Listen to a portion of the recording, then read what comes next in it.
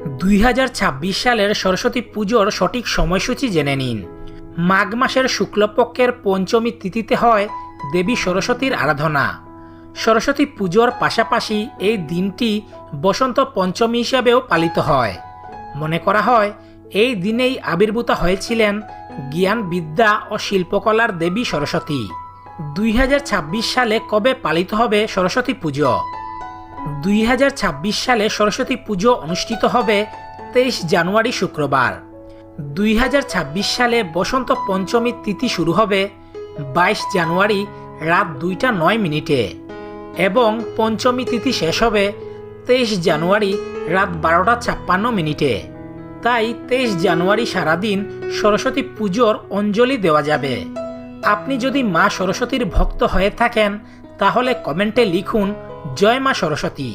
ভিডিওটি ভালো লাগলে আমাদের চ্যানেলটি সাবস্ক্রাইব